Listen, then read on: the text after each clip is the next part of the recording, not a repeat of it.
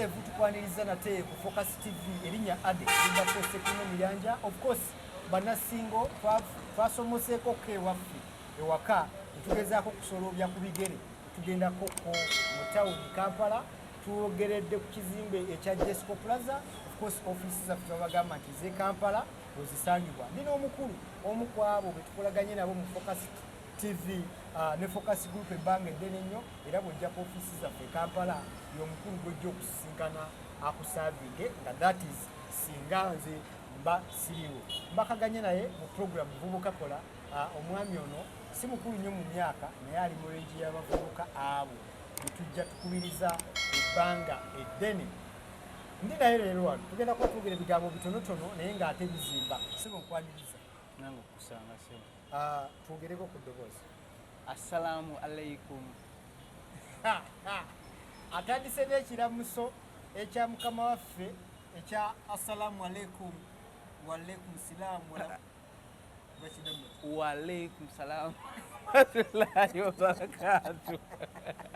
Yes, baganda baffe abayisiraamu enkola ye mukulu musiraamu gwe tukyaziza era ndowooza ekiramuso kiwuli.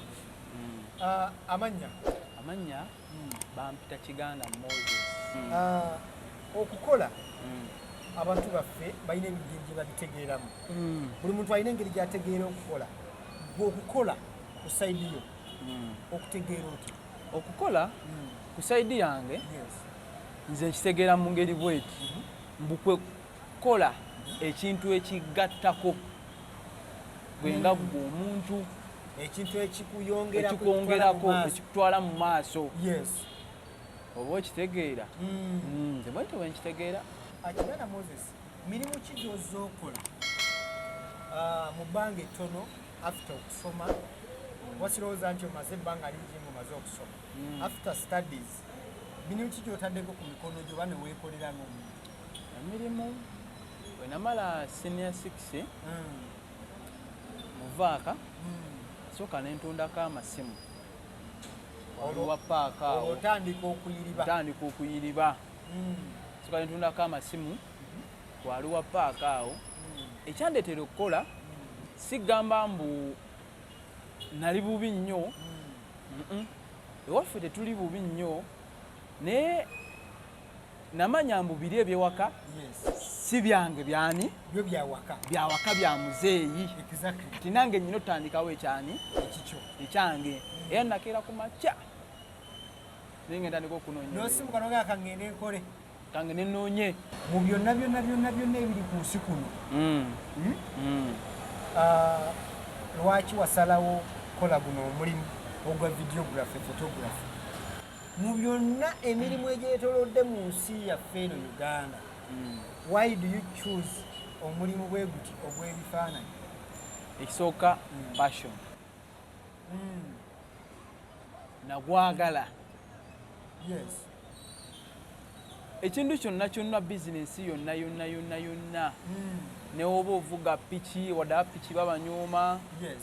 Ne woba kaŋŋambe mulimu ki oguli awo gwalabanga osika capati osika kabalagala kasita ogwagala gwenga gwe n'oyagala omulimu gwo n'omanya mbu onsiikira ne capati yange eno ye ofiisi yange era nga bw'ogituulamu ogiwuliriramu emirembe. Era omuntu akubira esimu nakubuuza oli wa ssebo ndi wano ku ofiisi yange ebuloga ofiisi kali abamanyi. Waliwo omukulu omu yali ku booda oli namukubira muganda wange ndi ku ofiisi wano ne mpulira nga kiwulika mu bulala kyotegeeza nti yeyo ofiisi ye gwe mulimu gwe.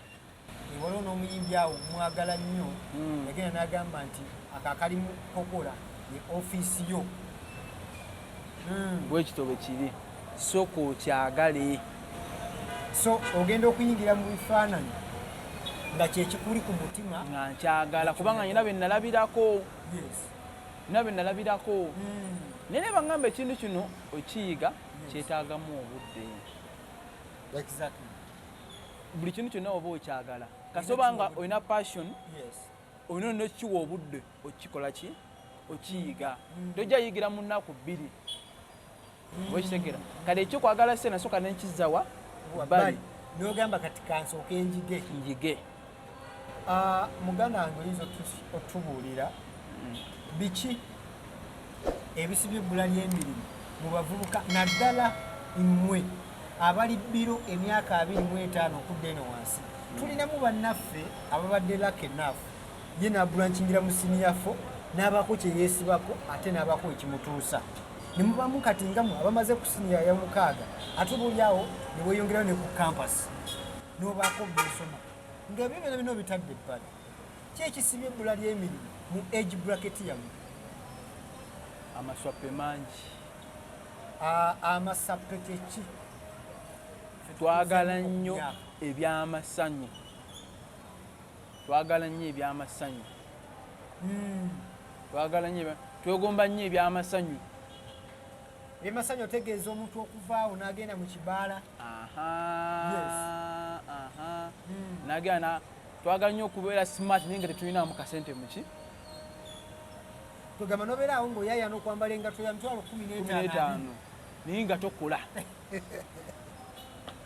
Kale kivamu ekyo kola ki? Kubba. Tetwagala kukola. Ate n'ebiseera kyetera omwana obutaagala kukola wa gy'okulidde. Gy'okulidde wagatta watya kukola n'obutali kukola? Anti kati gwe oba wakulira ewaka nga kimu bakikusanzanga ku mmeeza. Wagendanga okuva ku ssomero buli kimu weekiri. Oba onaakola ddi? Tegeeza abazadde be boonoona abaana. No. Bwana Moses kitwale nti yegwe leero okimekize in life. We have each and everything it takes.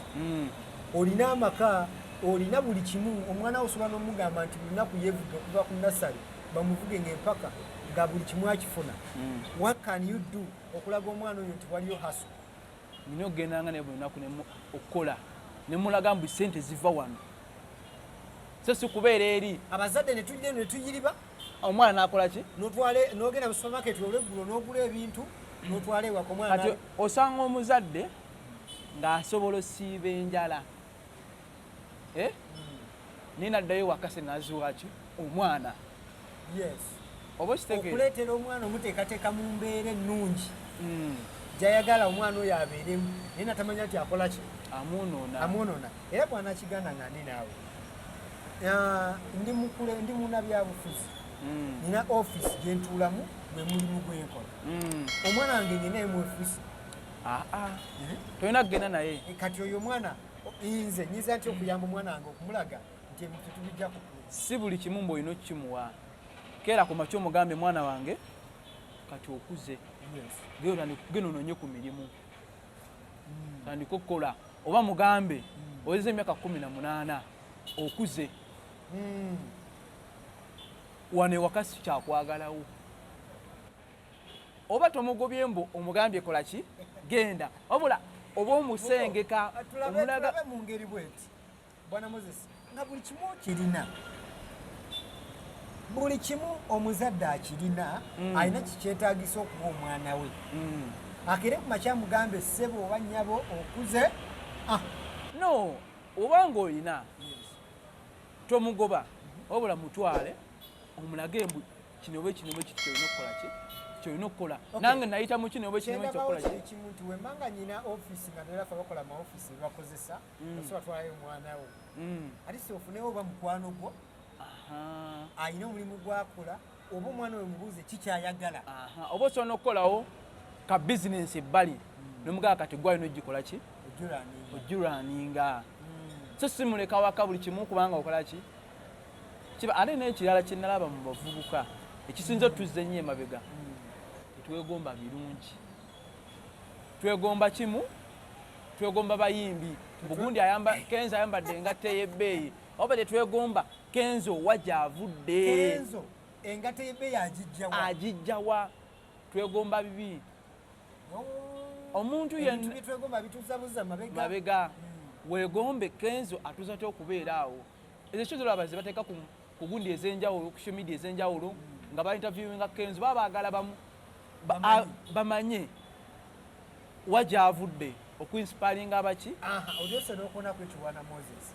Ekirala mu emyaka gyammwe bino biprogulamu nga muvubuka kola era oli scrollinga n'otuukawo tebikwata okitegeera kiva ku kyekyo anti ketwagala nnyo ebyamasiko kubanga olaba tetwagala nnyo bitugattako oyinza okuba olaba muvubuka kola n'ogita olulaba kabaka performinga ebyo byetwagala which is bad. Tuyinza kyajjamu kitya abavubuka kwegomba kirungi oba kwegomba tuleme kwegomba mbu Kenzo ayambala engatto ennungi weegombe Kenzo afunye atya engatto ennungi kubanga yeeyita nakana kambaata ate omuntu ateegomba mubi nnyo nga gwe mbulamu oli awo ogamba zisina kye neegomba mubi nnyo onaakola nga teweegomba kubanga nabo bennyini boolaba b'amaanyi balina bye bakola ki bye beegomba era ne Kenzo naye owulira sitole ye agamba alina gwe yali akola ki alina gwe yali yeegomba nga tuwumbawumba puroguramu yaffe muvubuka kola obadde n'omwami Moses Kiganda of course photographer videographer era nga waakawejja omulaba ku screen awo ng'akulaga biki byakola era ng'ali mu film bwana Moses nga tumaliriza biki omuvubuka by'alina okukola okuteeka mu nkola okulaba ng'akyusa obulamu bwe ku myaka egyo egikyali ekisooka mu byonna kutya Katonda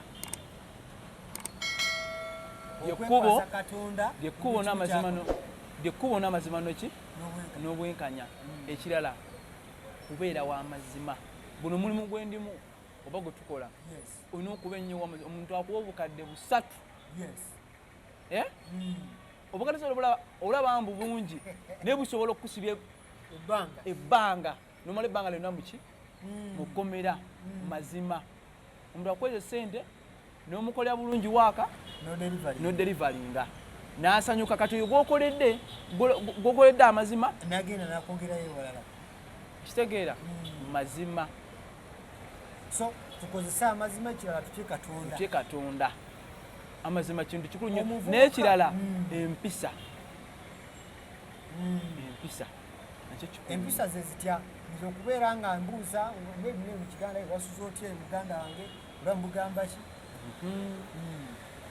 omuntu yenna yina muwe ekitiibwa kye okusinziira levo mwali omuvubuka yenna ali eyo mukubiriza okukola ennyo kugina emyaka emito kubanga ojjatuuka mu myaka 4 ng'okyali muzigo ng'olokyasobola kuyiriba naye kati oba ofunye chance ng'olina amagulu olina emikono nga bina bisobola okukola kola ng'okyali muto ogenda tuuka mu egyo emyaka nga n'abaana bo bakulabirako bakwenyumirizaamu nga beegomba ebyo byezookola beegomba taata oba okitegeera naye avuuka gira emyaka leero gifuula gy'amaswappe n'otuuka mu myaka 3 nga tolina ky'olina abamu tulina excuse nti nja tuukayo nga mmaze okukola naye natamanya nti n'oyo avuga ekigali ku myaka 6 yaliko nga gwe ng'agamba nja kukola sente zino z'ofunye n'ozikozesa by'okola n'ogenda mu kiraabu n'onywa obuwalagi